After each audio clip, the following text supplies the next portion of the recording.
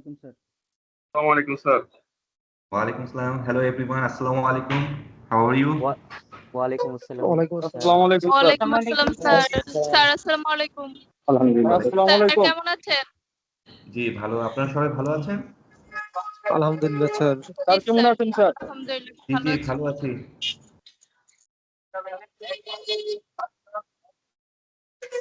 আসসালামু আলাইকুম স্যার। ওয়ালাইকুম আসসালাম। সবাই ভালো আছেন না?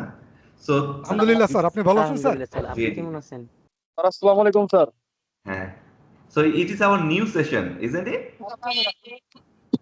জি Yes sir. sir. Yes, We sir. are- Yes sir. Yes, sir. Okay. Let me introduce myself. I am MD Muhyiddin Ahmed. I am a fellow chartered accountant. Currently, I am a managing partner of Ashrafuddin and Company Chartered Accountant firm. So I am conducting your session, especially VAT portion I will conduct. And I have been conducting taxation part since 2008, I think. So and this time I will conduct your VAT portion. So indirect tax. So before we start, let me tell you, we might think about the difficulties of memorizing the law point, how and so we are designing our session based on our practical knowledge. So whatever the law we are presenting, whatever the point we will discuss, we will align with practical experience. So that we can match the point, discussion point and the topics and how we are going to implement this law on this point in our practical field. So এখানে আমরা অনেক বিষয় নিয়ে আলোচনা করব, something point relevant in your exam purpose. Some discussions might not be relevant, but it is also important in order to understand the basic concept of VAT, as well as your if anyone wants to work in the indirect tax portion, VAT portion directly, or if anyone wants to expertise in the VAT portions, I think he will or she will find comfortable. At least our intention is to get the start point. হ্যাঁ, আমাদের আমরা যখন VAT CA প্রফেশনে আসি, তো CA প্রফেশনে সবচেয়ে বেশি আমাদের কমপ্লেক্স লাগে এই লগুলো, যে how we are going to start. আমরা আসলে জানি না কোথা থেকে আমরা শুরু করতে হবে। Shall we start from section 2, section 1, section 3, section 4 এভাবে যাব, নাকি কিভাবে যাব? We feel uncomfortable when we start the point from beginning. তো এইভাবে আসলে আমরা ল পয়েন্টগুলোকে ডিসকাশন করলে আমরা রেজাল্ট পাবো না। So for example, if you start with section 2 discuss about all kinds of definition, all types of definition. So if we start with the definitions, I think it will be a very boring session.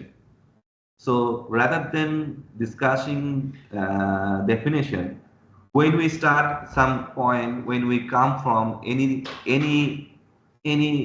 point, when any point arise, then we'll go to the section 2. What does the definition say? এভাবে আমরা align করব। So taxation is a very important in a sense in order to become a professional expertise in the field of accounting profession. So আমরা CA profession এ আসছি, we are coming here, the intention is the main intention is to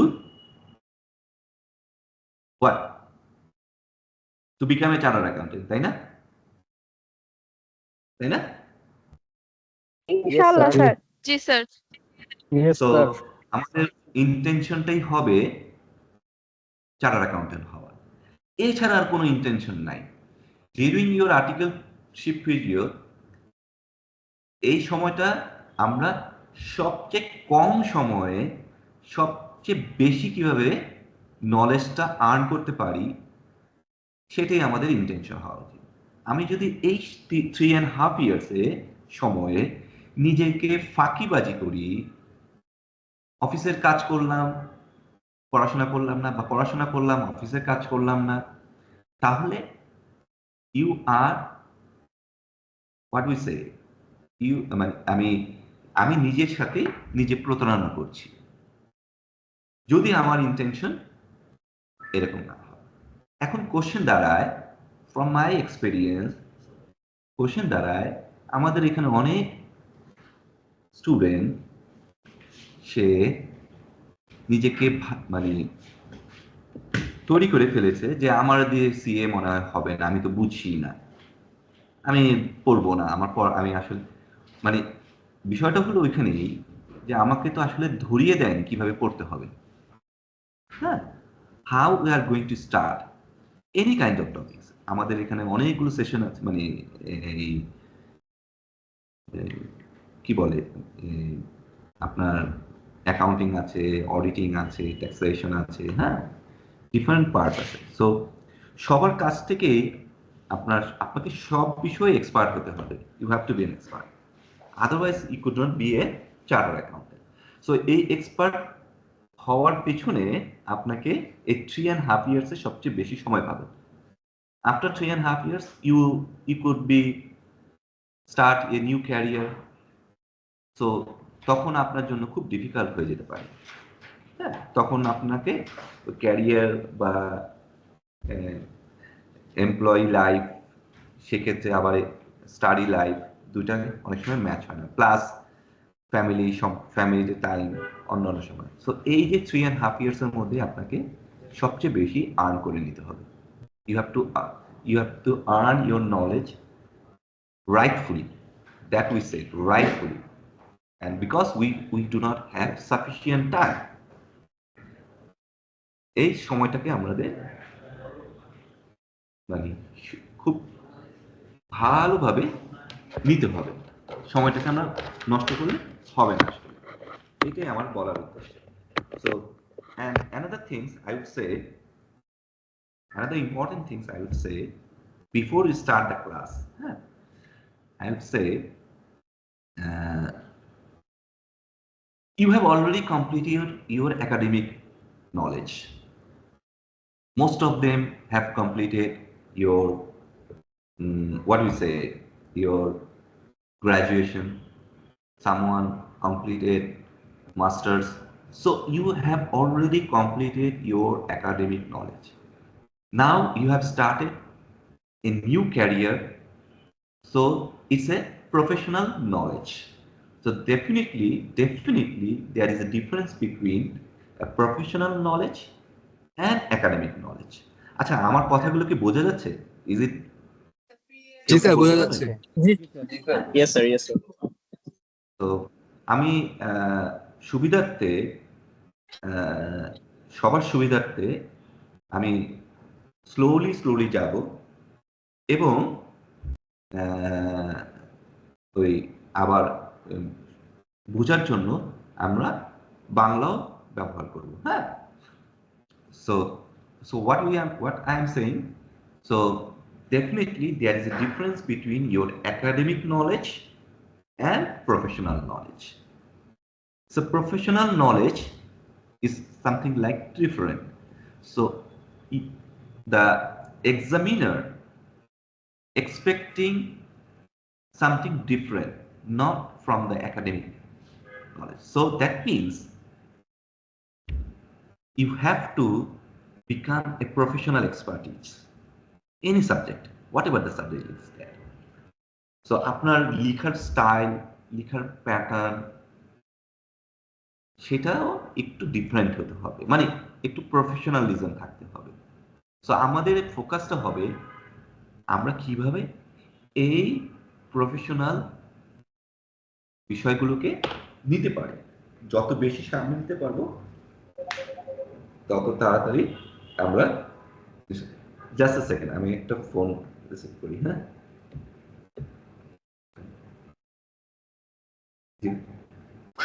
জি সালাম আলাইকুম আসিফ ভাই, আমি তো একটা class, জি আমি একটা ক্লাস নিচ্ছিলাম আসিফ ভাই। হ্যাঁ হ্যাঁ হ্যাঁ হ্যাঁ হ্যাঁ ক্লাসে পড়ি। আচ্ছা,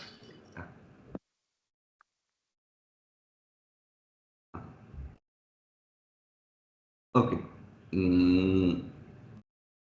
sorry. Okay, now so where we are, okay, we will start today, and today is our first session, today is our first class. So today we will discuss only the basic things, very basic, because we will start our class with the very basic concept. Huh? So just before we start, can you tell me anyone know about VAT? কেউ কি এটা জানেন VAT? এখানে কেউ এখানে আছেন যে হ্যাঁ আমি এই বিষয়ে অল্প একটু জানি? স্যার Okay, জানি, fine. Any other? জি স্যার ভ্যাট হচ্ছে sir value added tax. Value added tax, okay fine. So আমরা একটু এখন জেনে গেছি, কারণ কেন জেনে গেছি, এই বিষয় নিয়ে এখন পেপারে পত্রিকায় এত বেশি ডিসকাশন হয়। হ্যাঁ, তারপর হলো আমরা এখন যে স্টেজে আসছি, আমাদের প্রফেশনাল নলেজে সব বিষয়ে এখন এত বেশি এগুলো নিয়ে ডিসকাশন হয়। সো আমরা এখন জেনে গেছি যে ভ্যাট একটা ভেরি ইম্পর্টেন্ট টপিক, এবং এই বিষয়ে আমাদেরকে ভালো জ্ঞান রাখতে হবে, তাই না? আচ্ছা, আমি স্ক্রিনটা শেয়ার করছি আগে। হ্যাঁ, এইটা মুশকিল আমার জন্য, আমি তো আগে কিভাবে স্ক্রিনটা শেয়ার, ওকে পাইছি, sorry.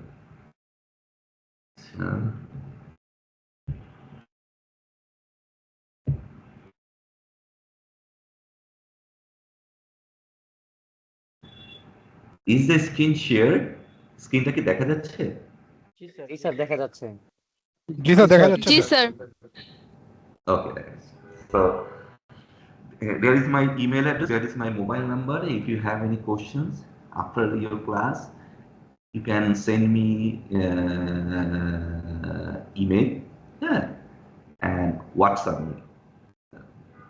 WhatsApp is so fine. হ্যাঁ, এটা আমার WhatsApp নাম্বার আছে, যদি কোনো কারো কোশ্চেন অ্যারাইজ হয়, or if you have any question after discussion, যখন আপনি নিজে সময় নিয়ে পড়বেন, we can also discuss this point in our next class. হ্যাঁ, আর এখানে যেহেতু it's an one way communication class, আমি আসলে আপনাদেরকে কেউকে দেখতে পাচ্ছি না, it's very challenging, so very difficult যে আমি ধরতে পারি কিনা যে আপনারা বিষয়টা মানে ওয়ান ওয়ে কমিউনিকেশনের মধ্যে, ওয়ান ওয়ে ইন্টারাকশনের মধ্যে। So I prefer you to raise your question while we discuss. হ্যাঁ, আপনাদের কোশ্চেন করবেন, আপনার কোশ্চেনটা আরেকজনের জন্য ইজি হবে বোঝা। হ্যাঁ, তো কোশ্চেন করবেন, কোশ্চেন করলে সবার জন্যই সুবিধা হয় এবং বিষয়টা আরো ক্লিয়ার হয়।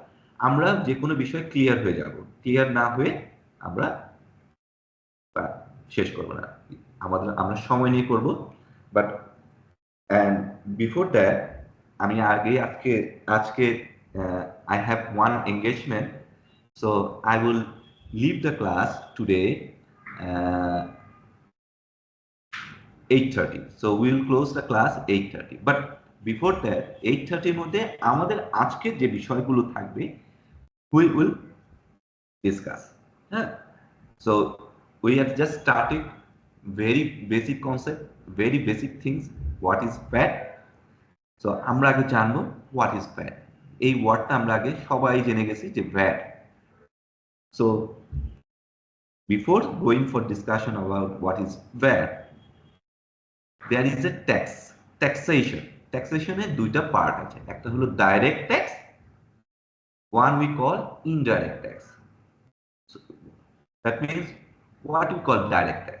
Direct tax means whenever you earn profit you have to pay tax. That we call direct tax. মানে যে আপনি বছরে প্রফিট করবেন সেই প্রফিটের উপর যে ট্যাক্সটা দিবেন that is called direct tax. Simple. And that means indirect tax কি? Indirect taxটা মানে হলো আপনি আসলে আপনি ডাইরেক্ট কোনো পেমেন্ট করছেন না, থ্রু আদার ওয়ে আপনার থেকে এই কালেকশনটা করছে সরকার অন্য পদ্ধতিতে। That's we call indirect tax. So value added tax is called an indirect tax.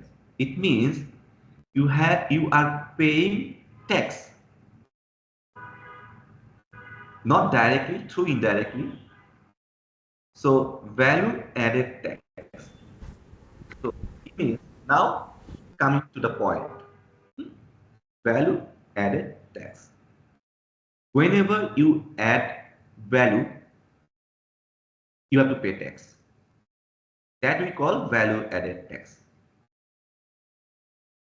এখন আপনার কোশ্চেনটা দাঁড়ালো, আরে আমি ভ্যালু অ্যাড কিভাবে করব, তাই না? How we are going to add value? এটাকে আরেকটু সেন্টেন্সটা বড় করি। Whenever you added value to make the product sellable, you are paying tax. That we call indirect tax. তার মানে আমি একটা পণ্য ভ্যালু অ্যাড করতেছি, উদ্দেশ্যটা কি?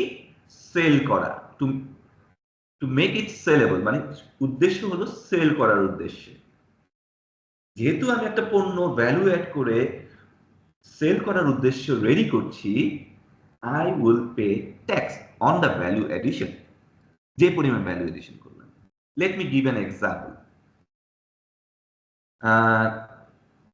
এয়ার কুলার, এসি, হ্যাঁ, একটা এসি তৈরি করতে আপনার বিভিন্ন ধরনের র ম্যাটেরিয়াল লাগে, ইজন্ট ইট? লাগে না?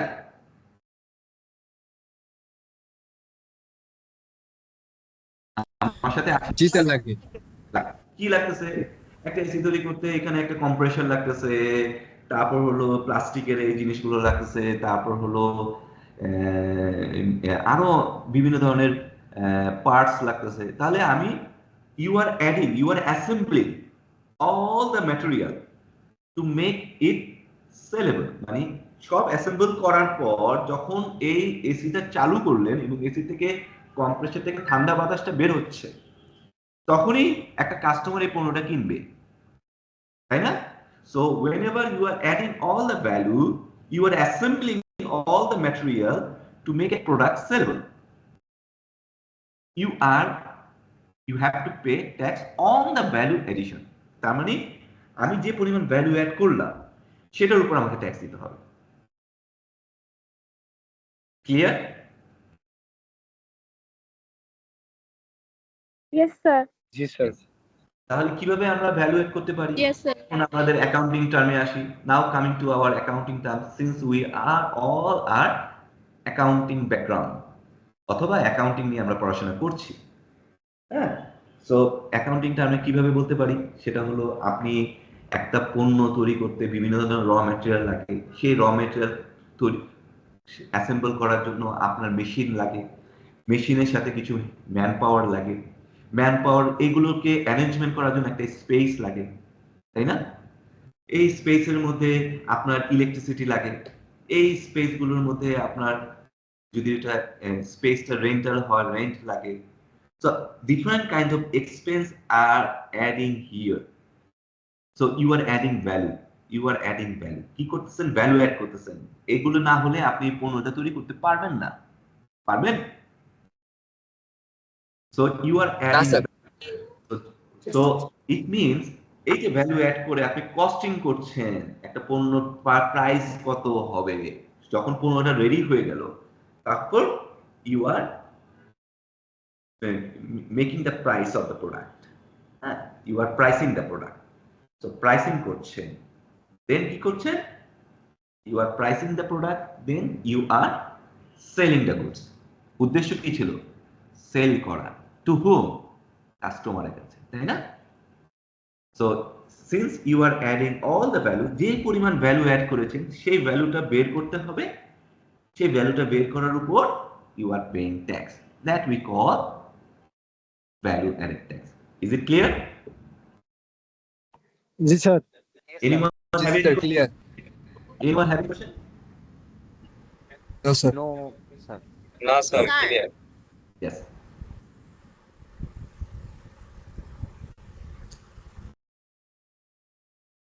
So no question.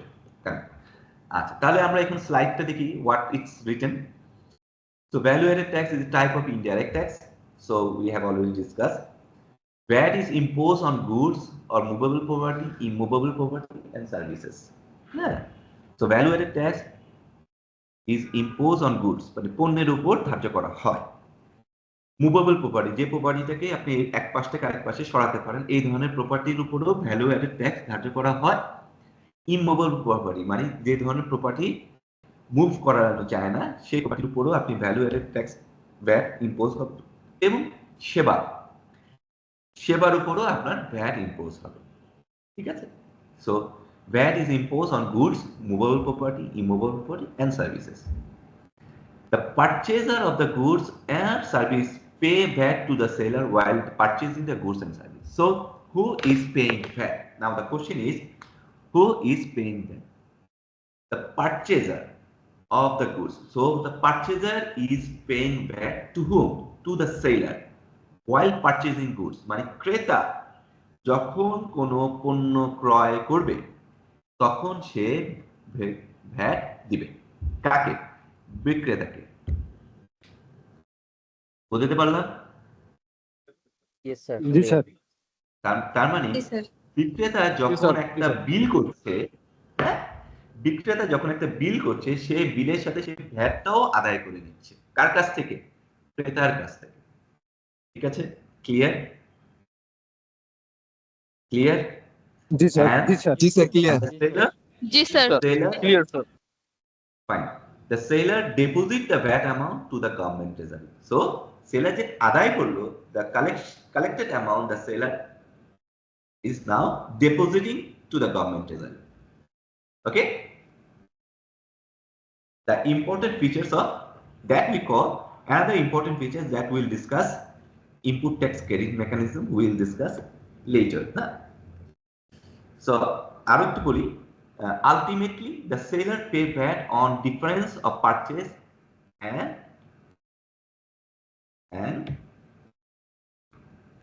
the sale price. So value added. So এটা আমরা জানবো, এটা পরে বুঝতে যাব। এখানে আরেকটা পয়েন্ট আমরা ডিসকাশন করে নিই, সেটা হলো VAT is also known as consumer tax. Okay, let me give an example. This is a very basic example. এই এক্সাম্পলটা আমরা একটু বোঝার চেষ্টা করি। Then we come to the second slide. This is our third slide. Several few materials are required for production of a soap. একটা সাবান তৈরি করতে বিভিন্ন ধরনের র ম্যাটেরিয়াল লাগে। We already knew. জানি না আমরা জানি, we already know যে একটা সাবান তৈরি করতে বিভিন্ন ধরনের র ম্যাটেরিয়াল লাগে, যেমন হলো কেমিক্যাল, অ্যাসিড, তাই না? তারপর হলো ফ্লেভার, I didn't know কি লাগে সাবান তৈরি করতে, তাই না? Lots of liquid things is required to produce a soap. The total cost of this raw material stand at টাকা 20. So আমি যখন এই সাবানটা তৈরি করছি, আমি জেনে গেছি এই সাবানটা তৈরি করতে আমার কস্টিং যাবে র মেটেরিয়াল কস্ট আসতেছে 20 টাকা। ওকে, the producer has paid 3 taka as VAT on this input while purchasing this raw material. So coming to our point, so producer is paid 3 taka VAT on this input while purchasing this raw material. তার মানে producer কাছ থেকে কিনছে, কোনো একজন সেলারের কাছ থেকে সে এই র মেটেরিয়াল ক্রয় করছে। So when he purchased the raw material, he is paying 3 taka VAT, and that we call input. Purchase stage যে ভ্যাটটা আমরা দিচ্ছি, that we call input VAT. So new terms, one terms we already discussed VAT, new terms here input.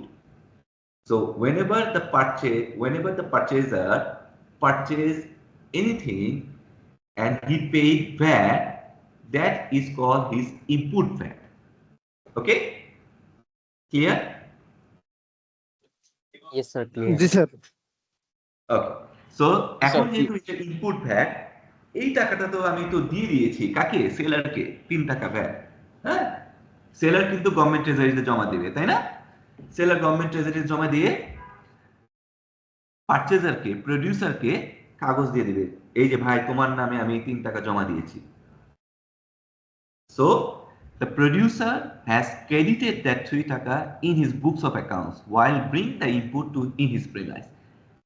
Producer কি করতেছে? Accounting রেকর্ডে সে লিখে রাখতেছে 3 টাকা আমি ভ্যাট দিয়েছি, এই টাকাটা তো আমার ক্রেডিট নিতে হবে, কারণ এই টাকাটা আমি সরকারকে দিয়েছি, যার এগেইনস্টে সেলার আমাকে বিভিন্ন ধরনের এভিডেন্স দিয়েছে, এই টাকাটা আমার ফেরত দিতে হবে সরকারের কাছ থেকে। He has credited in his books of record while bringing this input in his premise. Then কি করলো? The producer produces soap. তারপর প্রোডিউসার সাবান তৈরি করতে শুরু করলো, and adding 10 টাকা ভ্যালু on the input. সে ভ্যালু অ্যাড করলো কত? 10 টাকা। He is adding 10 টাকা ভ্যালু। কিভাবে ভ্যালু অ্যাড করলো বলেন? How he is adding the value? এই যে সাবান তৈরি করতে তার মেশিন ইউজ হয়েছে, manpower using, he is using manpower, he is using machine, he is using space. So all are expenditure, মানে manufacturing cost related expenditure he is adding to make the product sellable. তার মানে 10 টাকা add করলো producer, ঠিক না? So the soap price is now কত? The soap is sold at টাকা 30, মানে সে 20 টাকা দিয়ে কিনেছে র ম্যাটেরিয়াল, 10 টাকা ভ্যালু অ্যাড করলো, তার সাবানের মূল্য এখন দাঁড়ালো কত? 30 টাকা। 30 টাকা স্যার। 3 টাকা খরচটা কি সে অ্যাড করেছে? ইয়েস স্যার, 3 টাকা সে অ্যাড করেছে এখানে। না, 3 টাকা খরচটা অ্যাড করেনি এখানে। দেখেন কেন অ্যাড করেনি? এই টাকাটা সে অ্যাড করে নেই, এই টাকাটা সে দিয়ে দিয়ে স্যার 20 টাকার মধ্যে পেতে পারে। আচ্ছা আমি বলছি, আচ্ছা একটু যাই, let's come to the point. At the time of sale 15% VAT on 30 টাকা, so 30 টাকার উপর সে এখন producer is selling the goods to whom? To consumer, হ্যাঁ, যিনি সাবানটা ব্যবহার করবে। 30 টাকা মূল্য, 30 টাকা মূল্যের বললো, 30 টাকা মূল্য, 15% VAT 4.5 টাকা, you pay to me 34.5 টাকা। প্রোডিউসার কত টাকা করে সাবানটা বিক্রি করলো? 30 টাকা প্লাস 4.5 টাকা ভ্যাট। তাহলে যিনি এই সাবানটা ক্রয় করেছে প্রোডিউসারকে কত টাকা দিয়েছে? 34 টাকা 50 পয়সা, যার থেকে 4.5 টাকা is paid to the government treasury। হ্যাঁ, এখন এই 4.5 টাকা তাকে গভর্নমেন্টে ঘরে জমা দিতে হবে, তাই না? তো 4.5 টাকা গভর্নমেন্টে জমা। দেন কি করলো? Ultimately what is happened to the producer? Producer take 3 taka input tax on the purchase of raw material. He process the raw material at 10 taka values, what we have discussed. Sell the soap or 30 taka, paying 4 taka for, meaning that the producer ultimately pay। আচ্ছা কি করলো? এখন সে 4.5 টাকা collect করলো কার কাছ থেকে? কনজিউমারের কাছ থেকে, তাই না? যার কাছে বিক্রি করেছে তার থেকে 4.5 টাকা কালেক্ট করেছে। দ্য প্রডিউসার অলরেডি পে 3 টাকা অ্যাট ইনপুট স্টেজ, তাই না? জি স্যার। সে 3 টাকা সে ভ্যাট দিয়েছে কখন? while he purchased the raw material. G So now he collected 4.5 taka from the consumer. So what is the difference? 1.5 taka. So 1.5 taka he is going to deposit to the government treasury. সে কত টাকা জমা দিচ্ছে?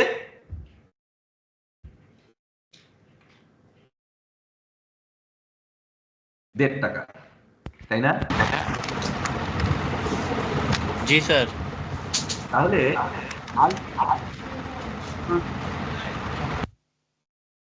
Ultimately producer is getting credit কত টাকা? 3 টাকা, যেটা সে purchase হিস্ট্রিতে দিয়ে আসছে। Sorry,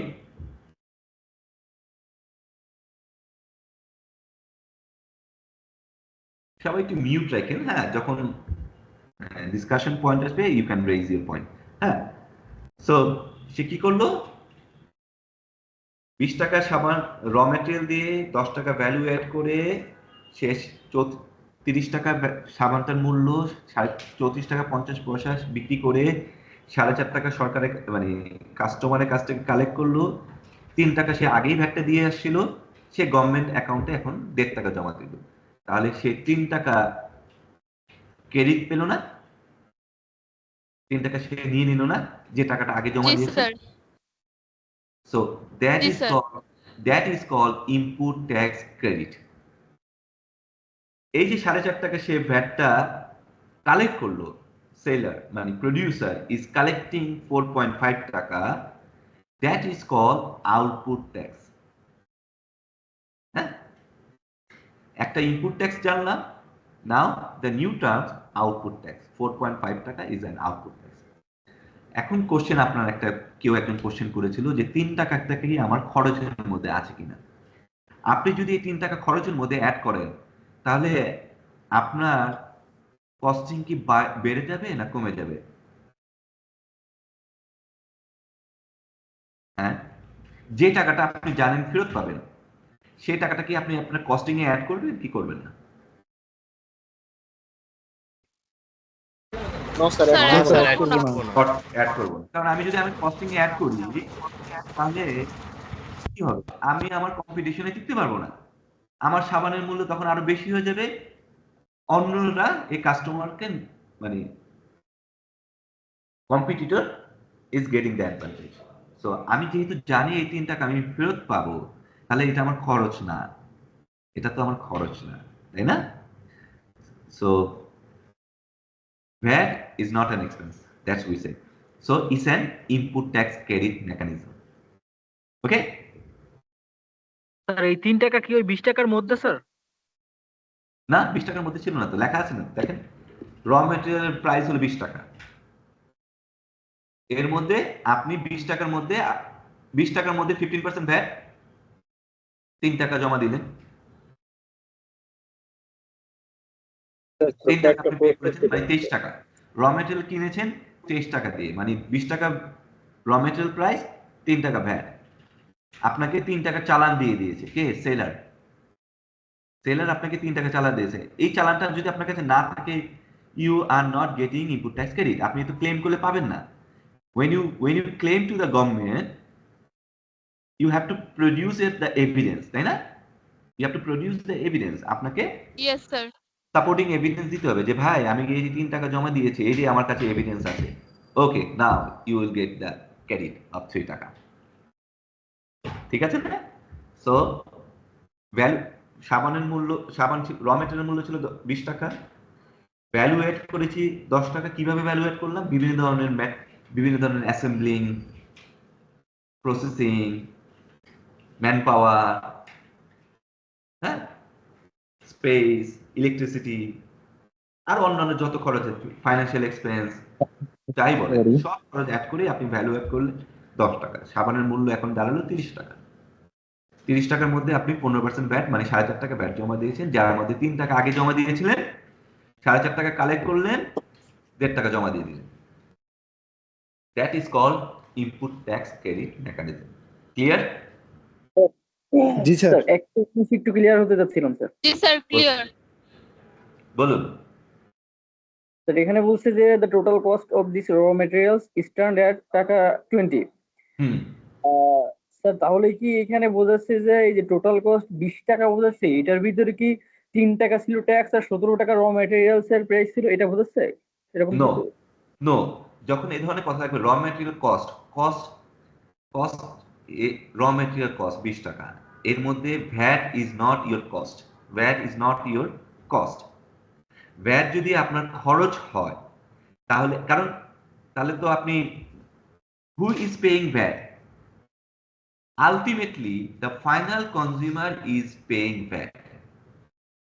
Okay, that we call that is the mechanism of calling indirect tax. It's not a direct tax. Direct tax হলে আপনার খরচ, যেটাকে আমরা বলি হলো আপনি প্রফিট করেছেন বছরে, ওটার এগেইনস্টে সরকারকে আপনি ট্যাক্স দিয়ে দিচ্ছেন, দ্যাট ইজ ইওর এক্সপেন্স। হ্যাঁ, যে আপনি প্রফিট করেছেন 100 টাকা, 27 টাকা 50 পয়সা, মানে 27.5% আপনি ট্যাক্স দিয়ে দিচ্ছেন, দ্যাট ইজ ইওর এক্সপেন্স। তাহলে আপনার হাতে থাকতেছে কত টাকা? ওই 63 পয়েন্ট সামথিং, তাই না? সো বা 73 পয়েন্ট সামথিং। কিন্তু ভ্যাটের কি ক্ষেত্রে একটু ডিফারেন্ট। ভ্যাট হয়ে কস্টিং এর মধ্যে আপনার মানে র মেটেরিয়াল কস্টিং যেটা আছে সেটার মধ্যে কখনোই ভ্যাটের এক্সপেন্স খরচ না। এটা যদি খরচ হতো তাহলে তো আপনি কি কি প্রবলেমে ফেস করতে, যদি আপনি এটাকে খরচে চার্জ করেন তাহলে কি হলো, আপনার খরচে চার্জ করা মানে হলো সরকার আপনাকে সুযোগ দিয়েছে ক্লেম করার, টাকাটা ফেরত নেওয়ার, আপনি নেননি অথবা নিয়েছেন খরচের মধ্যে চার্জ করে রাখছেন, মানে আপনি ওভার স্টেটেড করে রাখছেন আপনার এক্সপেন্সটা। ওভার স্টেটেড করা মানে হলো আপনার প্রাইসিং বেশি, আপনার প্রোডাক্ট প্রাইসিং বেশি। আপনার প্রোডাক্ট প্রাইসিং বেশি মানে হলো আপনার কম্পিটিটরের প্রোডাক্ট প্রাইসিং কম, আপনি মার্কেট থেকে আউট, আপনার প্রোডাক্ট কেউ কিনবে না। কিনবে? ঠিক না? So so VAT is VAT এই কস্টিং এর মধ্যে একটা বিষয় জানার ছিল স্যার, হ্যাঁ ছোট্ট একটা বিষয় জানার ছিল স্যার। প্লিজ। আলটিমেটলি যদি আমরা 20 টাকার সঙ্গে 3 টাকা যোগ করি তাহলে তো আমার আউটপুট ভ্যাটটা বেশি এসে যাচ্ছে, কারণ ওই রিটার্নটা 20 টাকার সাথে ও মানে জি জি 20 টাকার সাথে আউটপুট ভ্যাটটা তো তখন বেশি এসে যাচ্ছে। 20 টাকার সাথে 3 টাকা, যদি আপনি ভ্যালু এডিশনের সাথে 3 টাকা যোগ করেন 23 টাকা করেন, তাই না? হ্যাঁ জি স্যার। মানে আপনি, হ্যাঁ আপনি এখানে এখানে দেখেন, আপনি যদি 23 টাকা করলেন, আপনার বললেন আপনার খরচ 23 টাকা, হ্যাঁ জি জি স্যার। আপনি বলতেছেন আপনার 20 টাকার সাথে 3 টাকা যোগ করেছেন, আপনার খরচ হলো 23 টাকা, কারণ আপনার পকেট থেকে 3 টাকা চলে 23 গেছে। টাকা। হ্যাঁ, আপনি বলতেছেন জি আমার স্যার। পকেট থেকে 3 টাকা চলে গেছে, তার মানে এটা আমার খরচ। আপনি যদি জেনে রাখেন যে এই টাকাটা আপনি ফেরত পাবেন, আপনি যদি জেনে যান যে এই টাকাটা আমি ফেরত পাবো, তাহলে এটা কেন আপনি খরচের মধ্যে চার্জ করবেন ফার্স্ট অফ অল, তাই না? জি স্যার। এখন যদি আপনি 23 টাকা করে, তাহলে আপনার ভ্যালু এডিশন 10 টাকা, মানে আপনার 33 টাকা হয়ে গেল। আপনি যদি আপনার কনসেপ্টে যাই, হ্যাঁ, তাহলে প্রোডাক্টের প্রাইস কত দাঁড়াচ্ছে? 33 টাকা, তাই না? জি জি স্যার। আপনি আপনি বলতেছেন আপনার 23 টাকা প্লাস ভ্যালু এডিশন করছেন 10 টাকা, তাহলে প্রোডাক্টের সাবানের মূল্য এখন 33 টাকা। 33 টাকার উপর 4.5% ভ্যাট, মানে সরি 15% ভ্যাট, তাহলে আস্তে আস্তে মনে হয় খুব সম্ভবত 4 টাকা 75 বা 4 টাকা 80 পয়সা এরকম, তাই না? আউটপুট ভ্যাট তখন বেশি এসে যাচ্ছে। আউটপুট ভ্যাট বেশি আসে গেল। আউটপুট ভ্যাট বেশি আসলে এখন আপনি একটু চিন্তা করে দেখেন, আপনি অসুবিধা নেই, কাস্টমার আপনার কাছ থেকে দিয়ে দিল 4 টাকা 95 পয়সায়, আপনি কাছ থেকে কাস্টমার বলবেন, কাস্টমার আপনাকে 4.5 টাকায় দিয়ে দিচ্ছে বা 5 টাকায় দিয়ে দিচ্ছে ধরেন, তাহলে এখন এই 5 টাকা পেলেন, আপনার সাবানের মূল্য এখন 33 টাকা, পাইছেন হলো 5 টাকা, জমা দিচ্ছেন হলো আগে ছিল 3 টাকা, জমা দিলেন কত সরকারের কাছে 2 টাকা, জমা দেওয়ার কথা ছিল 1.5 টাকা, দিলেন হলো 2 টাকা, সরকারকেও বেশি দিচ্ছেন, আপনার সাবানের মূল্যও বেশি। জি স্যার। চিন্তা করে দেখেন, আপনার সাবানের মূল্য, বাজারে সাবান এই একই সাবান পাওয়া যাচ্ছে 30 টাকায়, আপনার সাবান পাওয়া যাচ্ছে 33 টাকায়, একই ক্যাটাগরি, কোনটা কিনবে? অবশ্যই স্যার, যেটার দাম কম সেটাই কিন্তু। সেটাই কিনবে না? তাহলে জি স্যার। আপনি কালেক্ট করলেন বেশি, সরকারকে দিচ্ছেন বেশি, ভুল ক্যালকুলেশনের কারণে লাভ হলো আপনার? আপনি আপনি না কি স্যার। বাজারে আসতে পারবেন? জি স্যার, তাহলে বুঝতে পারছি। তাহলে আমি এই 3 টাকা কেন আমি কস্টিং এ অ্যাড করব, তাই না? Hello sir. স্যার এটা কথা ছিল স্যার, এক তাহলে second। স্যার যে এই 3 টাকা যে মানে ট্যাক্সটা ক্রেডিট হচ্ছে ইনপুট ট্যাক্সটা, তাহলে এটা আমরা স্যার রিবেট পাচ্ছি। হ্যাঁ, that is call input tax credit mechanism বা রিবেট। আর স্যার Input যখন tax- আমরা স্যার যখন আমরা জিনিসটা 30 টাকা দিয়ে সেল করতেছি, তাহলে সেই ক্ষেত্রে আমরা হচ্ছে মানে 1.5 টাকা হচ্ছে ভ্যাট দিচ্ছি। হ্যাঁ, মাত্র জমা দিচ্ছি 1.5 টাকা। জি, আচ্ছা ঠিক আছে, বুঝতে পারছি একটা সেকেন্ড। হ্যাঁ, কি বলছেন?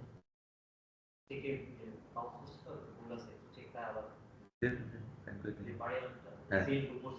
হ্যাঁ? ও, দিয়ে দেন, একটা সেকেন্ড করে দিন। আচ্ছা, তাহলে এখন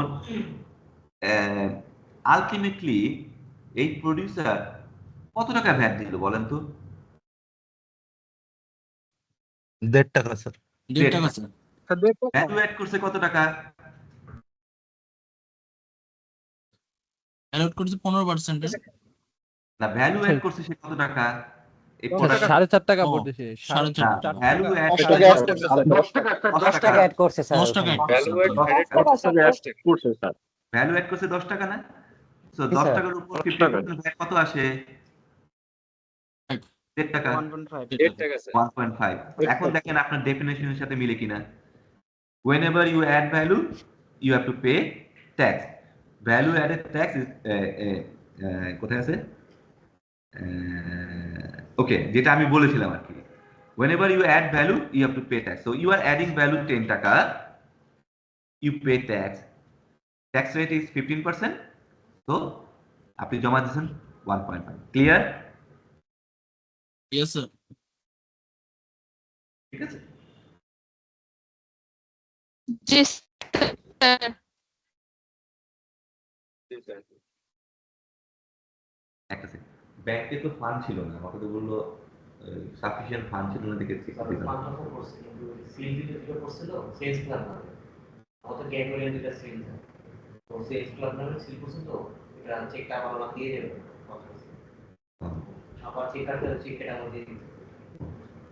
দেন দিদি, একটা সেকেন্ড দিদি। Okay. Now, so আচ্ছা, সামাদ আপনার কোশ্চেন থাকলে বলেন। সামাদ আপনার কোশ্চেন থাকলে বলুন, আপনি একটু রেজ করেছেন। হ্যাঁ, ভুলে হয়তো রেস করছে হাত। সরি। স্যার ভুলে হয়তো করছে। ও ওকে, ওকে ফাইন। তো ওকে, তাহলে আমরা পয়েন্টে যাই। স্যার আমার একটা কোশ্চেন আছে স্যার।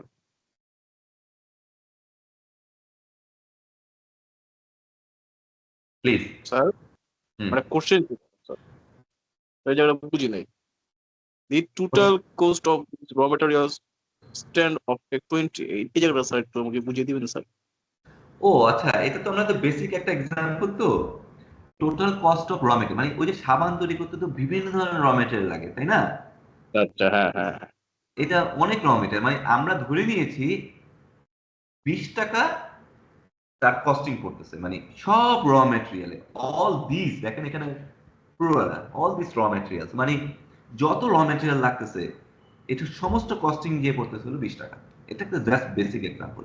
আমি আচ্ছা আরেকটা এক্সাম্পল দিব, it will be more clear. হ্যাঁ, ঠিক আছে এটা আমরা আসবো পরে। হ্যাঁ, এটা it's a very basic example, আমি লেখা ভেরি বেসিক এক্সাম্পল। হ্যাঁ, কনসেপ্টটা আমরা আগে বোঝার চেষ্টা করি, যে আমার ডেফিনেশনের সাথে কনসেপ্টটা বোঝার চেষ্টা করলাম যে দুইটা জিনিস, একটা হলো ভ্যালু অ্যাডেড এর উপর আমি ট্যাক্সে দিয়েছি, যেটা হলো আমি ভ্যালু অ্যাড করেছি মাত্র 10 টাকা, ট্যাক্স দিয়েছি 15%, মানে 1.5 টাকা।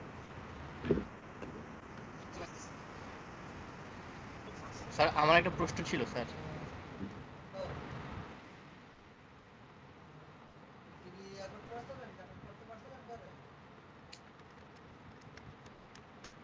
হ্যাঁ প্লিজ।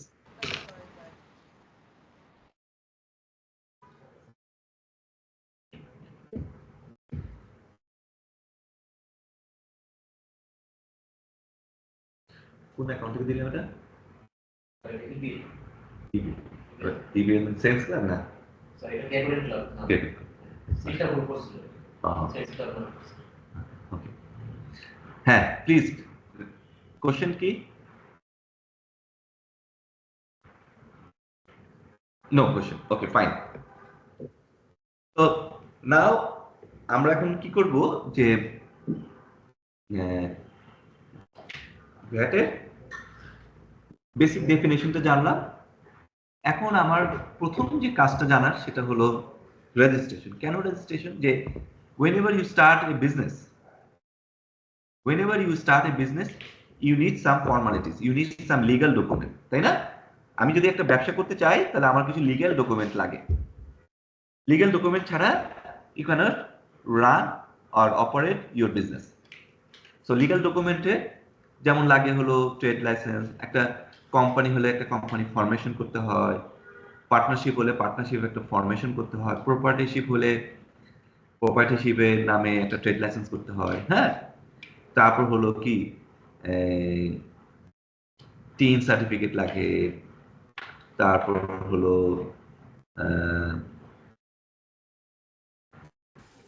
আপনি যদি ইম্পোর্ট এক্সপোর্টার হন তাহলে ইম্পোর্ট এক্সপোর্টারের সার্টিফিকেট লাগে, তাই না? রেজিস্ট্রেশন নিতে হয় ইম্পোর্টার এক্সপোর্টারের কাছ থেকে। দেন একটা লাইসেন্স, সেটা হলো ভ্যাট রেজিস্ট্রেশন, এটা আপনাকে নিতে হবে। এখন যে নতুন আইনে আসছে, এবার দেখলাম সরকার recently declare that any kind of business you need a VAT registration. Anyhow এটা এখনো পাবলিশ হয়নি, সো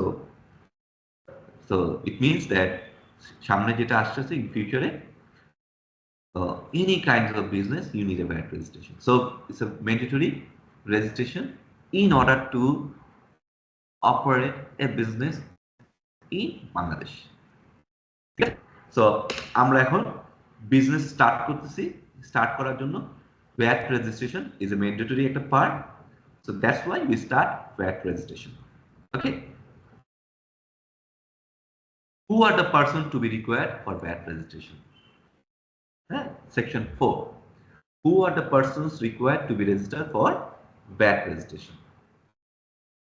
মানে কার জন্য VAT registration প্রযোজ্য, যেটা আমি আপনাদেরকে শুরু করার মধ্যে বলছিলাম, যে এখন দেখলাম এই গভর্নমেন্ট রিসেন্টলি বললো যে সব ধরনের ব্যবসায়ীদের ক্ষেত্রে এই VAT registration দরকার।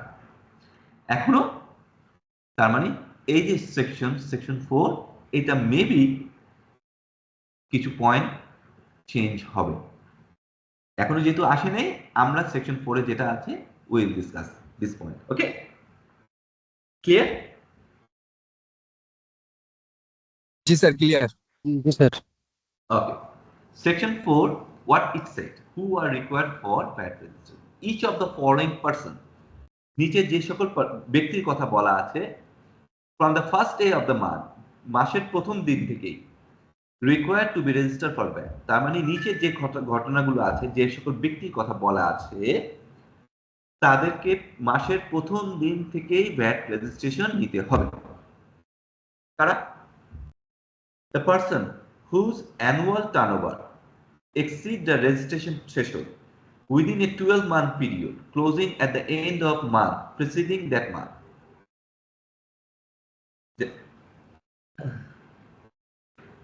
মানে a person whose turnover exceed the registration threshold, তার মানে within 12 month period closing at the end of the month preceding that month। আচ্ছা কি বলছে এটা বোঝার চেষ্টা করি যে ওই সকল ব্যক্তি যাদের বছরের বিক্রয় বা টার্নওভার মানে বিক্রয় বা সেল এক্সিড করে মানে বেড়ে যায় রেজিস্ট্রেশন থ্রেশহোল্ডকে অতিক্রম করে।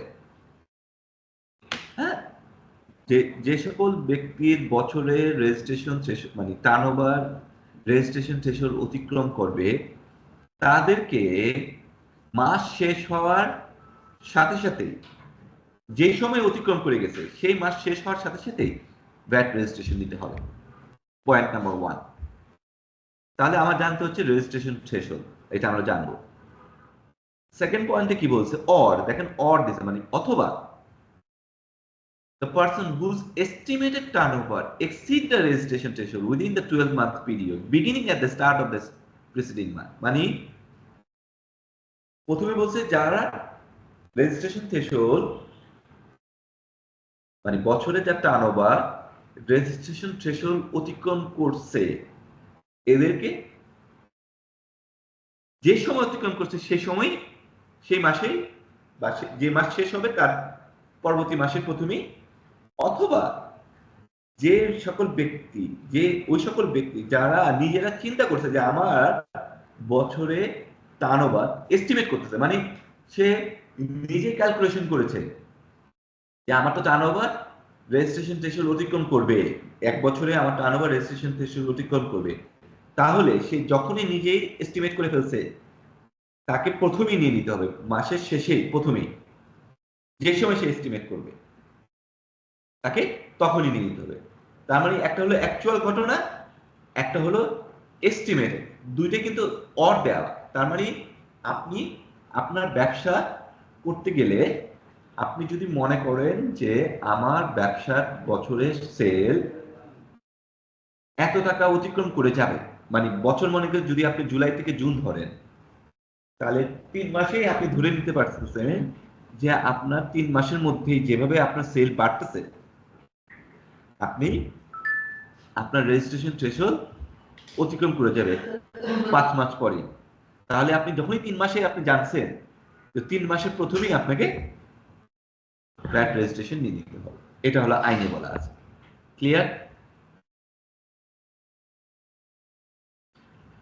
জি স্যার ক্লিয়ার। স্যার রেজিস্ট্রেশন থ্রেশহোল্ডটা কি? এখন রেজিস্ট্রেশন থ্রেশহোল্ডটা কি আছে এটা জেনে নিন। রেজিস্ট্রেশন থ্রেশহোল্ড এটা চেঞ্জ হয় বছর ওয়াইজ, 2 বছর 3 বছর পর চেঞ্জ করে, সরকার চেঞ্জ করে দেয়। আইনটা তো চেঞ্জ করে না, রেজিস্ট্রেশন থ্রেশহোল্ডটা চেঞ্জ করে, মানে অ্যামাউন্টটা চেঞ্জ করে দেয়। এখন যেটা আছে সেটা হলো যাদের টার্নওভার বছরের টার্নওভার 30 লক্ষ টাকা পর্যন্ত, বছরে 30 লক্ষ টাকা পর্যন্ত টার্নওভার, তার রেজিস্ট্রেশন থ্রেশহোল্ড নীল, তাকে রেজিস্ট্রেশন নিতে হবে না। ওকে, যার বছরের টার্নওভার 30 লক্ষ টাকার নিচে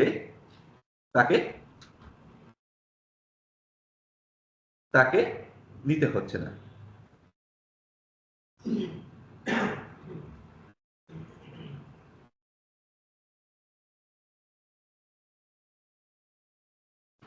হ্যাঁ, আর যাদের বছরের টার্নওভার 30 লক্ষ টাকা থেকে শুরু করে 50 লক্ষ টাকার মধ্যে সীমাবদ্ধ,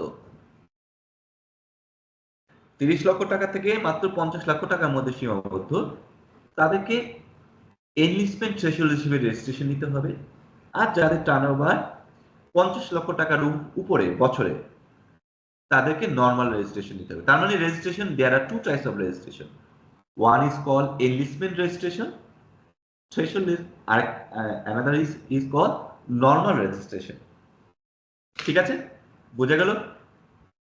তার মানে যে সকল আপনারা এখন দোকান দেখছেন বাজারে, ছোট ছোট দোকান, মুদি দোকান, সেই সকল দোকানে যদি বছরে টার্নওভার 30 লক্ষ টাকার নিচে থাকে তাহলে তার রেজিস্ট্রেশন নিতে হচ্ছে না।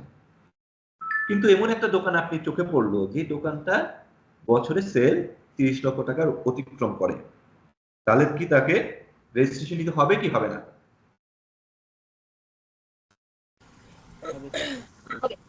নিতে হবে স্যার, রেজিস্ট্রেশন নিতে হবে। নিতে হবে স্যার। এখন সেটা দেখতে হবে যে এটা কি 30 থেকে 50 লক্ষ টাকার মধ্যে সীমাবদ্ধ নাকি এর থেকে অতিক্রম করে? যদি এর চেয়ে বেশি অতিক্রম করে তাহলে normal registration. So why there is a difference between, there are two types of registration, একটা হলো এনলিস্টমেন্ট আর একটা হলো নর্মাল। আজকে মানে আমরা আপাতত এইটুকুই রাখি। কেন ডিফারেন্টটা নিশ্চয়ই কিছু সুবিধা আছে। কারো যারা এনলিস্টমেন্ট থ্রেশহোল্ড রেজিস্ট্রেশন নিয়েছে তাদের জন্য হয়তো কম কমপ্লায়েন্স বেশি আছে, লেস কমপ্লায়েন্স, মানে তার জন্য রেকর্ড সিস্টেমটা একটু ভিন্নতা আছে, খুব বেশি এফোর্ট দিতে হয় না। আর যারা নর্মাল রেজিস্ট্রেশনে যায় তাদের ক্ষেত্রে একটু ডকুমেন্টেশন, কমপ্লায়েন্স এগুলো সব ঠিক রাখতে হয়, তাই না? কিছু আইনের মানে ওর কাছে কিছু আইন রিল্যাক্স আছে, হয়তো এর কাছে কিছু আইন রিল্যাক্স নাই, ঠিক আছে? ওকে, সেকশন 4 এর যে দুইটা পয়েন্ট ডিসকাশন করলাম তার একটা এক্সাম্পল এখানে আছে। প্রথমটা ছিল হলো অ্যাকচুয়াল বেসিসে, হ্যাঁ, অ্যাকচুয়াল টার্নওভার। সেটা কি এক্সাম্পল দিয়েছে? Amount of revenue will be calculated 12 month period closing at the end of each quarter.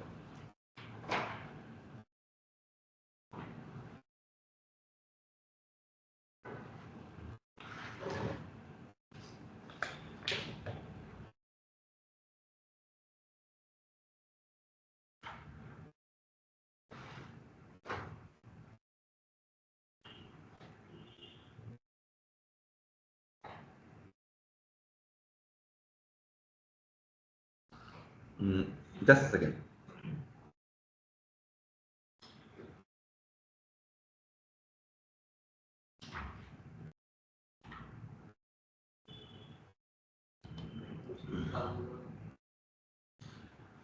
So, amount of revenue will be calculated 12 months period closing at the end of each quarter. Key example this is, assume that ABC Limited is incorporated in 20 February 2020. 20 February 2020 কোম্পানিটা form হয়েছে।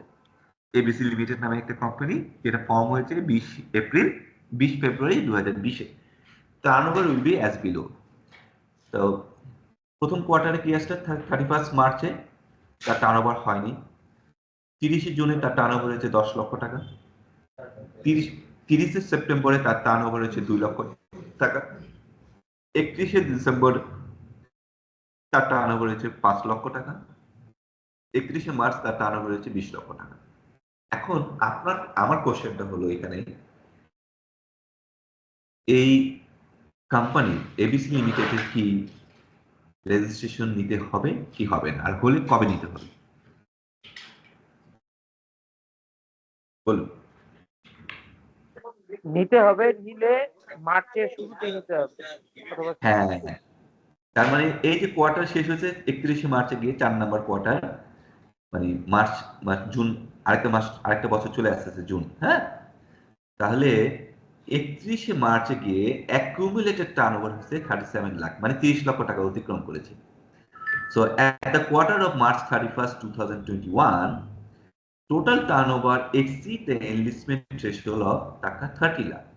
Therefore, ABC Limited need to apply for enlistment within 30 days from the end of quarter, that is 30th April 2020. দেখেন first যে ডেফিনিশনটা বলছে যে মাস শেষ হওয়ার preceding মান্থের মধ্যে নিয়ে নিতে হবে। তার মানে তার লাস্ট ডেট হলো যে মাস শেষ হয়েছে তার 1 মাসের মধ্যেই তাকে রেজিস্ট্রেশন নিয়ে নিতে হবে এনলিস্টমেন্ট থ্রেশহোল্ড হিসেবে, তাই না?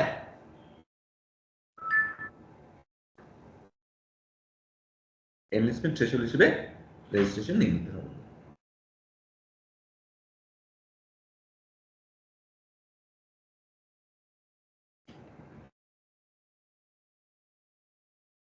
আর turnover calculation, actual turnover 12 months period closing at the end of preceding month, R projected sale মানে estimated sale যেটা, হ্যাঁ, 12 months period beginning at the start of the preceding month. Which is saying, I have example দেই, assume that today is 15 July 2020. XYZ Limited prepared its financial statement for the year ended 30th June 2020. 30 জুনে সে financial statement তৈরি করছে। Reported sales revenue 3,05,00,000 টাকা। এখন আপনি বলুন এই company registration দিতে হবে কিনা। আজকে হলো 15/2020, কোম্পানি ইয়ার এন্ডেড হয়েছে 30 জুন 2020-এর। তার রিপোর্টের সেল ছিল 3 কোটি টাকা। তাকে কি রেজিস্ট্রেশন নিতে হচ্ছে কি হবে না? হবে না sir. Based on actual calculation তাকে নরমাল রেজিস্ট্রেশন নিতে হবে, তাই না? জি স্যার। নরমাল রেজিস্ট্রেশন নিতে হবে sir. Assume that today is 25th July 2020, এখন 25 জুলাইয়ের কথা চিন্তা করছি, আজকে দিন 25, as ABC Limited prepare its financial statement for the month of June 2020, মাসের ফাইন্যান্সিয়াল স্টেটমেন্ট তৈরি করছে। রিপোর্টেড সেল 20 লাখ টাকা, জুন মাসে সেল হয়েছে 20 লাখ টাকা, আজকে 25 July. However, the company is expecting its average turnover revenue per month will be 27 lakh for the next 11 months. তার মানে প্রতি মাসে তার এক্সপেক্টেড রেভিনিউ হবে অ্যাভারেজ 27 লক্ষ টাকা। তাহলে আপনার কি রেজিস্ট্রেশন নিতে হবে কি হবে না? ইয়েস স্যার, রেজিস্ট্রেশন নিতে হবে তো। হবে হবে। নিতে হবে। তার মানে একটা ওই যে সেকশন 4 এর যে এ এন্ড বি যে ছিল, একটা ছিল অ্যাকচুয়াল সেলস এর উপর বেস করে, একটা ছিল এস্টিমেটেড সেলস এর উপর বেস করে। এই ধরনের সিচুয়েশন হলে আপনি রেজিস্ট্রেশন আপনি বুঝে গেছেন নিতে হবে, ঠিক আছে না? এখন very important, is a very important, সেটা হলো সেকশন 4 এর মধ্যে আছে, হ্যাঁ, ম্যান্ডেটরি ভ্যাট রেজিস্ট্রেশন। মানে কিছু কিছু ব্যবসা প্রতিষ্ঠানের কথা বলে দিচ্ছে NBR, national Board of revenue বা সরকার যাকেই বলেন বোর্ড, হ্যাঁ, এই ধরনের ব্যবসা প্রতিষ্ঠান ওই রেজিস্ট্রেশন থ্রেশহোল্ড যাই থাকুক না কেন, রেজিস্ট্রেশন থ্রেশহোল্ড থাকুক অথবা না থাকুক, এর জন্য রেজিস্ট্রেশন থ্রেশহোল্ড অ্যাপ্লাই হবে না। এদেরকে সবারই নরমাল ভ্যাট রেজিস্ট্রেশন নিতে হবে। Clear? So the NBR, the board has declared some of the industry, some of economic activities or some of the nature of business activities mandatory required for VAT registration. Doesn't care about his turnover without concerning the turnover. So কি বলছে, irrespective of turnover. So every person carrying on the following economic activity. So new term, economic activities. আরেকটা নতুন term আমরা জানলাম, economic activity.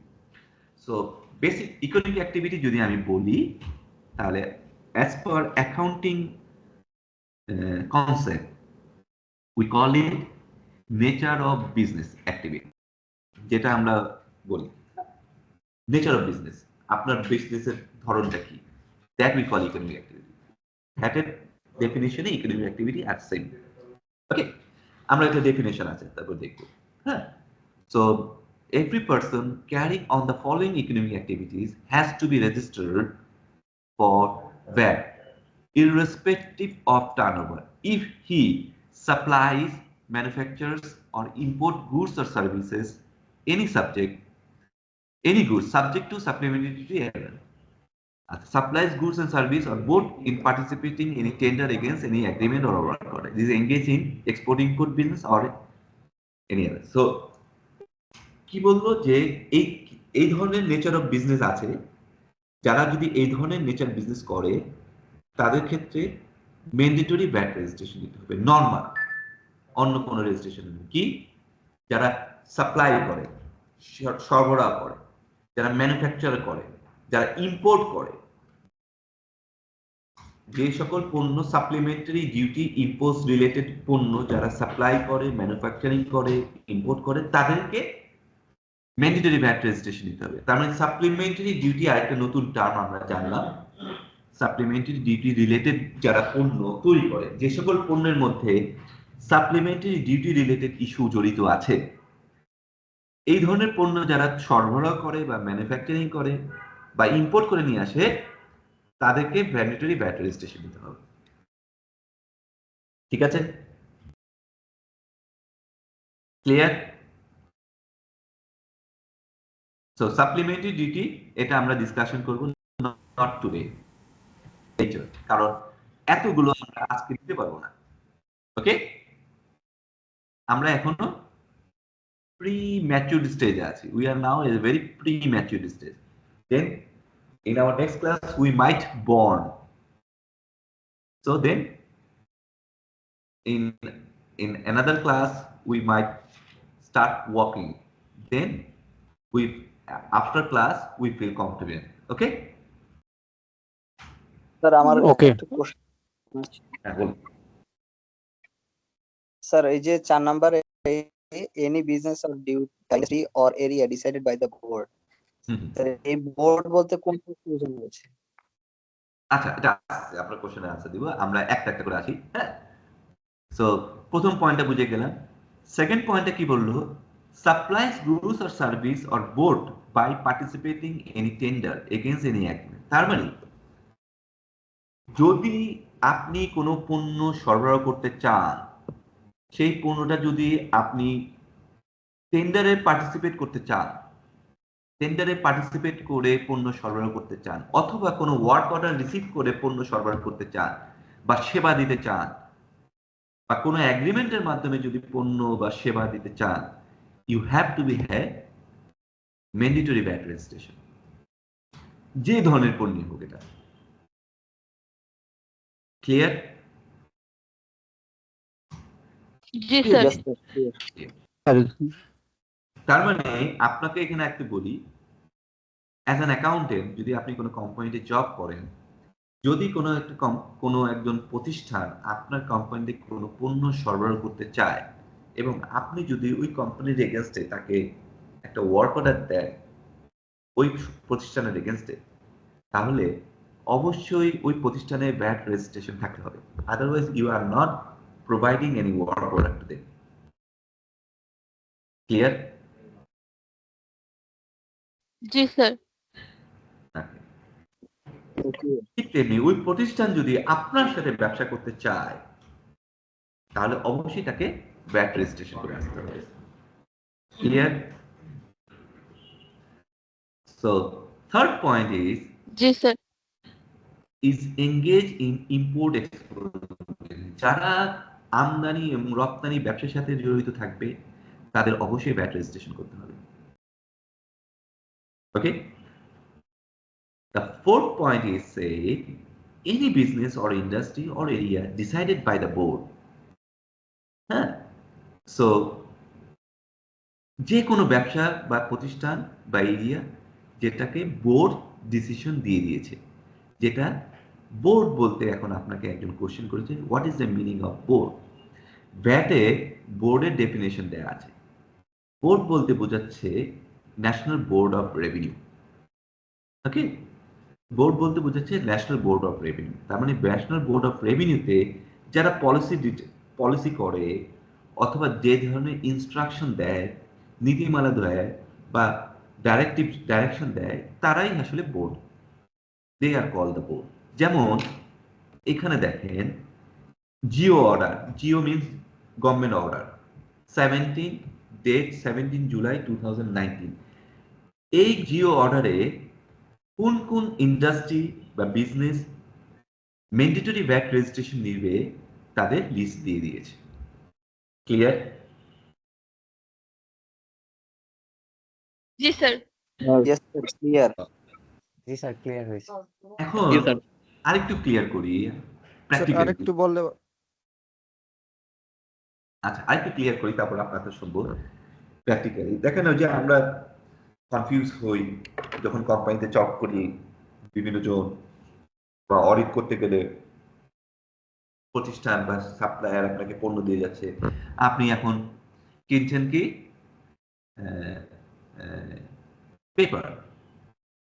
Paper লাগবে, কারণ print করতে হবে, আপনার পেপার লাগবে। আপনি কি করতেছেন? পেপার কিনে নিয়ে আসছেন। কোথা থেকে? এমন কারোর কাছ থেকে সে আপনাকে সরবরাহ করতেছে পেপার, আপনি তাকে ওয়ার্ক অর্ডার দিচ্ছেন, সরবরাহ করতেছে। প্রথমত যদি আপনি কোম্পানি হয়ে থাকেন, আপনার একটা প্রতিষ্ঠান থাকে, আপনি কখনোই ওই প্রতিষ্ঠানের ভ্যাট রেজিস্ট্রেশন না থাকলে তার থেকে আপনি পণ্য সরবরাহ নিতে পারবেন না। পারবেন? আইনে বলেছে সেকশন 4-এ প্রতিষ্ঠানের has to be VAT registration.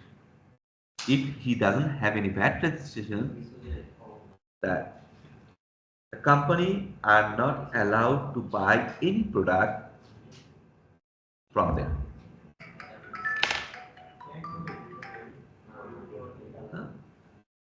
একটা মিনিট, হ্যাঁ জি সালাম আলাইকুম জাফর ভাই, আমি তো ক্লাস নিচ্ছি, তো ক্লাস শেষ করে ফোন দিই। Okay. So he is not allowed to go for do business. So এই ধরনের যদি কনফিউশন আপনাদের কখনো চলে আসে যে আসলে ওর সাথে আমি ব্যবসা করতে পারবো কি পারবো না, বা ও আমাকে পণ্য সরবরাহ করতে পারবে কি পারবে না, বা ও যে আমাকে পণ্য সরবরাহ করতেছে ওর ভ্যাট রেজিস্ট্রেশন নেয়, আসলে কি সে দিতে পারবে কিনা পণ্যটা, আপনার আনসার কোথায় আছে? সেকশন 4-এ আছে। ক্লিয়ার? ক্লিয়ার? জি sir, clear clear sir. So Yes, sir. yeah, আচ্ছা তারপর কি বললেন? Decided by the board. Board নিয়ে আর কোনো কিছু বলা দরকার আছে? এই বোর্ড নিয়ে আমাদের একটা অ্যাডমিনিস্ট্রেটিভ চ্যাপ্টার আছে। হ্যাঁ, we have an administrative chapter in the board. So we will discuss what is the meaning of board and who are and hierarchy of the board, মানে কারা কারা এর আন্ডারে আছে। হ্যাঁ, ঠিক আছে। তো anyone have any question? Someone raise their hand.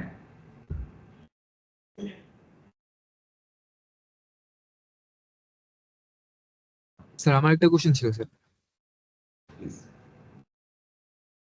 Sir hello, হ্যাঁ, স্যার যদি একটু ওই স্লাইডটা একটু যদি সামারি করে দিতেন তাহলে একটু আমাদের সুবিধা হতো স্যার। কোন স্লাইডটা? স্যার একটু আগে ওই যে ভ্যাট রেজিস্ট্রেশন নিয়ে যেটা ম্যান্ডেটরি ভ্যাট রেজিস্ট্রেশন। এটা সামারি? জি স্যার।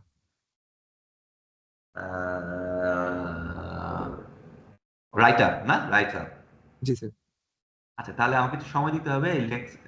আমি I will prepare writer for you. হ্যাঁ, ওকে ওকে স্যার ওকে। আর আপাতত এই স্লাইডটাই যাক। হ্যাঁ, then I will prepare a writer. Okay, আচ্ছা সেকশন 4 এর আরেকটু কিছু বাকি আছে, voluntary VAT registration. So section 4টা কিন্তু অনেক বড়। হ্যাঁ, voluntary VAT registration. Voluntary VAT registration mean কেউ যদি নিজের থেকে মন চায় যে ভাই আমি ভ্যাট রেজিস্ট্রেশন নিব, he can apply for VAT registration. So any person making a taxable supply in the process of economic activity who is not required to be registered may apply for voluntary VAT registration. মানে তার আসলে সে যে ধরনের economic activity করে তার VAT registration দরকার নাই, but he can apply for VAT registration to the commissioner. But once obtained, voluntary VAT registration have to continue for at least 1 year. যদি সে ভ্যাট রেজিস্ট্রেশন নিয়ে থাকে তাহলে তাকে 1 বছর কন্টিনিউ রাখতে হবে, ক্যান্সেল করতে পারবে না, ভ্যাট রেজিস্ট্রেশন ক্লোজ করতে পারবে না। ওকে? জি sir. Yes, sir.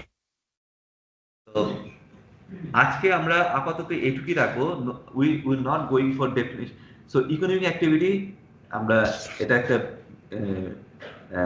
Will discuss not today, tomorrow. In our next class we will discuss from their economic activity. আজকের জন্য আমরা এটুকুই রাখছি। So far what we have discussed what is VAT, number 2 the basic concept of VAT with an example, number 3 the VAT registration, just started the business, VAT registration. In the VAT registration section 4 we have discussed, and we have also discussed the registration threshold, right? And we have also discussed the input tax and output tax, right? So VAT registration process, Yes, sir. we have also categorized 2 types of VAT registration. One is normal VAT registration, another one is enlistment threshold. Enlistment threshold এ যারা registration নেয় তাদের VAT rate হলো only 4%, turnover উপর 4%। আর যারা normal VAT registration নিয়েছে তাদের VAT rate হলো 15%। Enlistment threshold হিসেবে যারা রেজিস্ট্রেশন নিয়েছে they are not eligible to get input tax credit, মানে তারা যেহেতু রিডিউস রেটে ভ্যাট দিচ্ছে তারা কখনোই ভ্যাট রিবেট পাবে না। যারা নর্মাল ভ্যাট রেজিস্ট্রেশন নিয়েছে they are eligible to get input tax credit, মানে ভ্যাট রিবেট পাবে। Clear? Yes, sir. Yes, sir. Clear. Yeah. So that's it for today, and in our next session, next class, we'll discuss about economic activity, central registration, unit registration. Then we will discuss another example of basic concept of another VAT example. Then we will discuss withholding tax. So আমরা কিভাবে চ্যাপ্টারটা সাজিয়েছি একটু বলি। আমরা প্রথমে যাব হলো রেজিস্ট্রেশন শেষ হলে কি করব, এর যে রেজিস্ট্রেশন হওয়ার পর আমাকে কিছু কমপ্লাই করতে হয়। কমপ্লাই কি? যেহেতু আমি নর্মাল রেজিস্ট্রেশন নিয়েছি আমাকে কিছু বুকস অফ রেকর্ড মেনটেন করতে হবে। কিভাবে বুকস অফ রেকর্ড মেনটেন করতে হবে সেটার আমরা ডিসকাশন করব। তারপর কি, কিভাবে ভ্যাট রিটার্ন প্রিপেয়ার করতে হয়, কখন ভ্যাট রিটার্নটা জমা দিতে হয়। তারপর কি, আচ্ছা এই যদি আমি এগুলো না করি, রেজিস্ট্রেশন নিয়েছি, ডকুমেন্ট রেডি করি নাই, বুকস অফ রেকর্ড নাই, রিটার্ন জমা দেয়নি, তাহলে আমার জন্য কি ধরনের জরিমানা শাস্তি বিধান আছে। That we call non compliance করলে আমার কি ধরনের বিষয়গুলো আছে। তারপর কি, তারপর হলো আপিল ট্রাইব্যুনাল। হ্যাঁ, এই হলো আমাদের কাজ শেষ। ঠিক আছে, এর সাথে আরো অনেক বিষয় লিঙ্ক করা আছে। So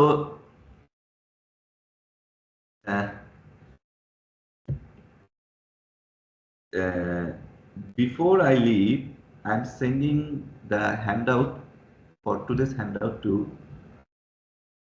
just to check your email whether you have received.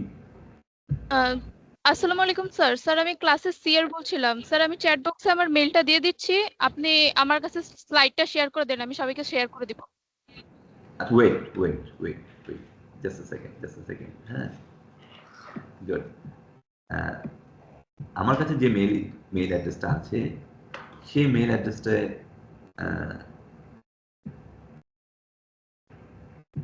আমি পাঠিয়ে আগে।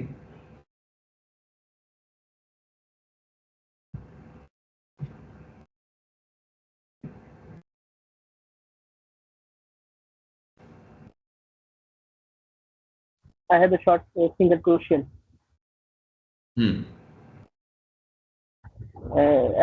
As far as I know, MOSHAP 2.1 is VAT registration. My question is, simple VAT register and unlisted VAT register, they are same for VAT registration করবে sir 2.1 এই?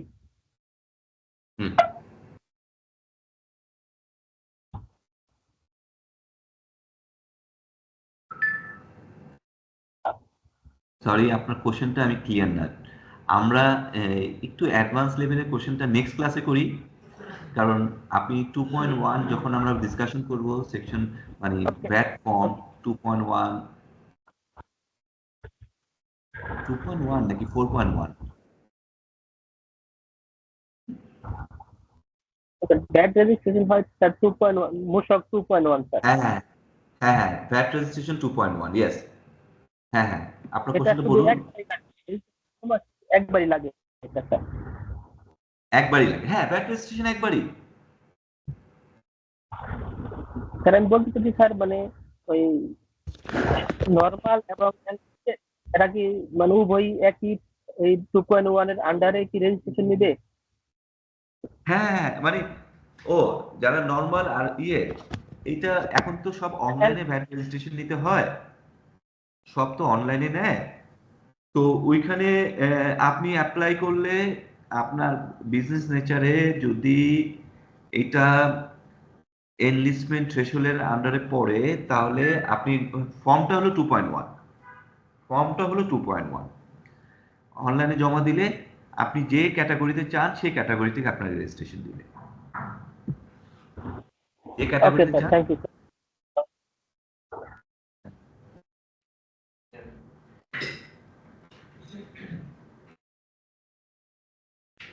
একটা minute.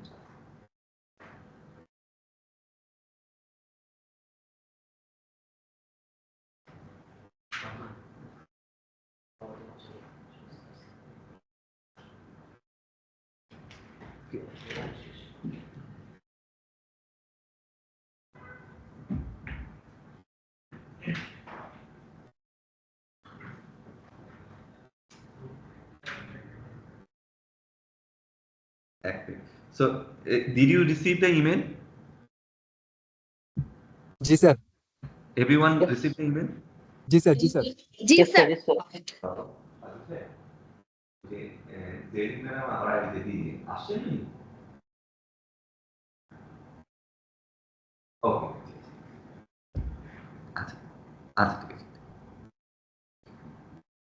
Okay, so any more question?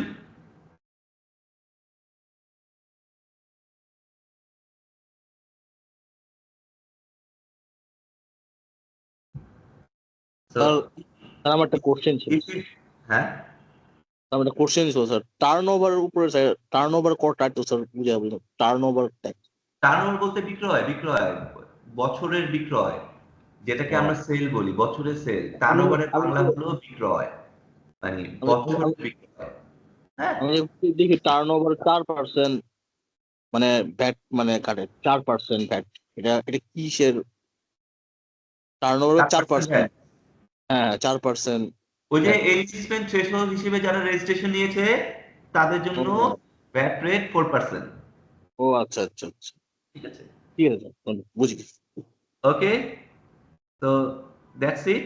So we will see you in the next class. I'm expecting everyone will present the class.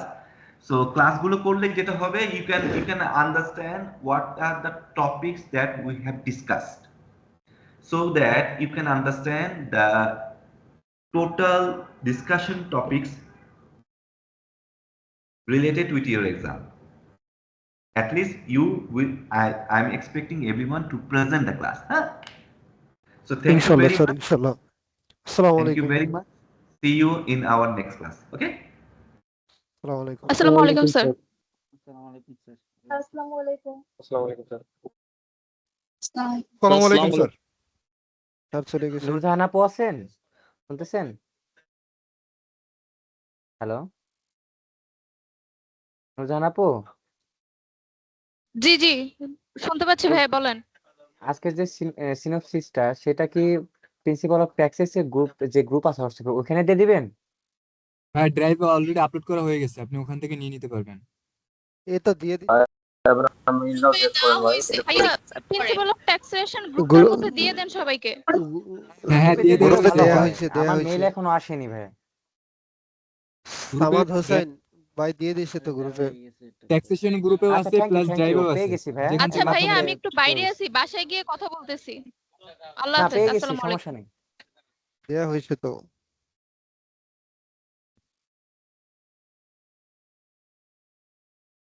ভাইয়া আজকে কি class শেষ? জি জি, আজকে শেষ class.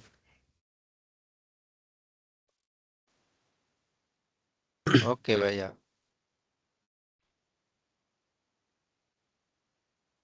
আল্লাহ হাফেজ, আসসালামু আলাইকুম।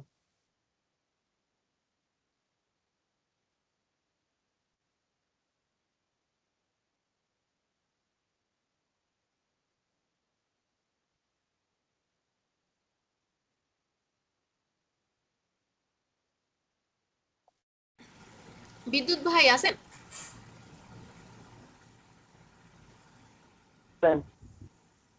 আপনাকে হোয়াটসঅ্যাপে ওই যে গ্রুপে টেক্সট করছি, একটু প্লিজ চেক করেন।